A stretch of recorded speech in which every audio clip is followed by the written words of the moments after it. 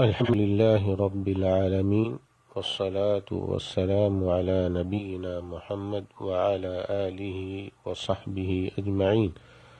سامعین کرام، سوال یہ ہے کہ روزے کی اصل حقیقت کیا ہے؟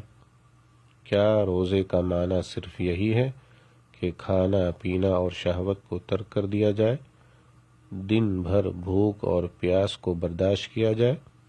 نہیں، کھانا پینا اور شہوت کو ترک کرنے کے ساتھ ساتھ یہ بھی ضروری ہے کہ تمام لغویات اور بری باتوں سے اجتناب کیا جائے اور تمام خوبیوں سے اپنے آپ کو آراستہ کیا جائے، اپنی زبان اور دیگر اعضاء کی حفاظت کی جائے، ہر قسم کی معصیت سے اپنے آپ کو بچایا جائے۔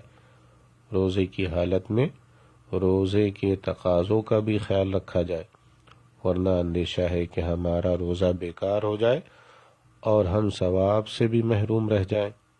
حدیث قدسی کے الفاظ ہیں، قال اللہ عز وجل الصیام جنہ فإذا كان يوم صوم أحدكم فلا يرفث ولا يصخب فإن سابه أحد أو قاتله فليقل إني صائم، متفق علیہ۔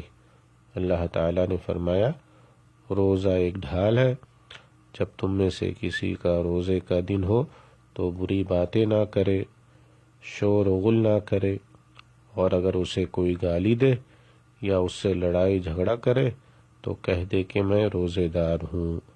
السلام علیکم ورحمۃ اللہ وبرکاتہ۔